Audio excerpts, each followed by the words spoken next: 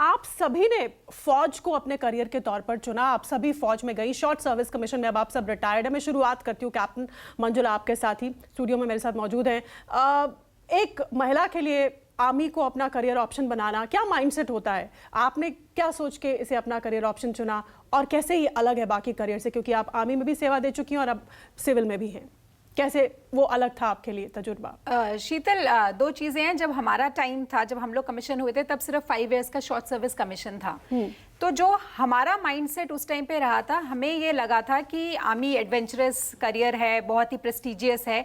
तो हम लोग वो देखने के लिए फौज में गए थे कि होता क्या है यहाँ पे, चैलेंज क्या है। न्यू चीज थी कि मेल डोमिनेटेड करियर था, वो हमें देखना था, चैलेंज करना था लोगों को। हमारे लिए वो शॉर्ट सर्विस कमिशन था। जस्ट तो आपने क्या पाया? आप ऑफिसर्स ट्रेनिंग एकेडमी से होकर निकली, तो जरा कुछ उस समय में हमें ले चलिए।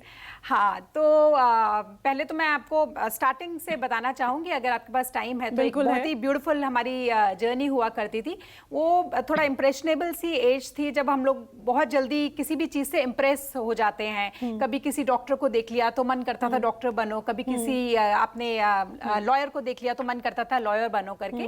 तो हमारे टाइम पे एक नया सीरियल स्टार्ट हुआ था, उड़ान, अगर आपको याद होगा था। तो वो सीरियल जो है वो फर्स्ट डीजीपी ऑफ पुलिस पर निर्धारित था। कविता चौधरी उनकी सिस्टर थी, उनके ऊपर निर्धारित था।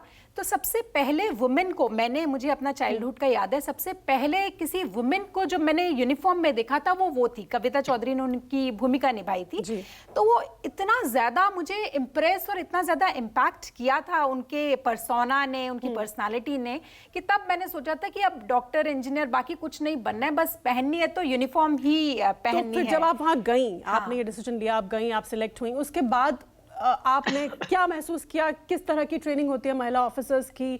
क्या आप जिस एडवेंचर की सोच करके गई थी और अनुभव की, वो आपको मिला? क्या क्या क्या देखा? हाँ बिल्कुल, जब हम गए तो ये ऑलरेडी हम लोग मेंटली प्रिपेयर तो हो चुके थे कि it will be not be a bed of roses, कि सब कुछ अच्छा ही अच्छा नहीं होगा, सिर्फ चमकते हुए सितारे होंगे, पर उसके पीछे मेहनत बहुत करनी पड़ेगी, वो तो हमें मालूम ही था। एंड राइटली सो, जब हम एकेडमी गए तो ऐसा कुछ नहीं था कि ये लेडी ऑफिसर्स का काम है, लेडी कैडेट्स का काम है, उस टाइम पे कैडेट्स बोलते हैं, तो लेडी कैडेट्स का काम है और ये जेंटलमैन कैडेट्स का काम है। ऐसा कुछ डिवीजन नहीं था। जो ट्रेनिंग उनकी थी वही ट्रेनिंग हमारी थी।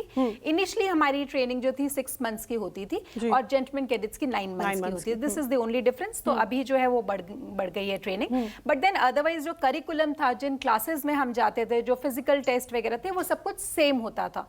तो कभी वो डिफरेंस मुझे तो कभी नहीं ऐसा कुछ महसूस हुआ। जब ट्रेनिंग के बाद हम यूनिट्स में गए तो अगेन, चाहे हम एक ही लेडी ऑफिसर थे, बाकी सारे जेंटलमैन ऑफिसर्स थे हमारी यूनिट में, but I have not seen कि कभी कुछ ऐसा हुआ हो कि मैं एसी यूनिट की हूँ, आर्मी सप्लाई कोर्स से हूँ, तो कॉन्वे में जाना है तो सबने जाना है। ऐसा नहीं है कि मैं लेडी ऑफिसर हूँ तो मैं नहीं जाऊंगी, कि मुझे संभाल के रखा जाएगा और बाकी जेंटलमैन ऑफिसर्स जाएंगे। आप भी एक फौजी थी? बिल्कुल बिल्कुल। And officer or for that matter troop has no gender.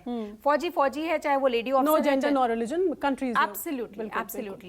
तो कभी ऐसा नहीं हुआ, सीओ को सोचना नहीं पड़ा कि लेडी ऑफिसर है, इसको कॉन्वे में नहीं भेजना है। तो हमारा एसी का मेन जो काम होता है वो लास्ट मैन लास्ट ट्रेंच तक आप उसको एम्युनिशन, सप्लाई, राशन, क्लोथिंग, ये सब कुछ पहुंचाने का काम होता है। तो सब काम हमने बहुत बखूबी किया है, सीखा है, उसमें बहुत सारी गलतियां की, चीजों का पता चला, लर्निंग थी, बट कभी कोई डिफरेंशिएशन नहीं लगा कि मेरे मेल ऑफिसर भेदभाव नहीं, ये करें, कोई भेदभाव नहीं। बिल्कुल। आप उन मेल ऑफिसर्स के जैसे ही आप भी थी। काम सबका बराबर था। कैप्टन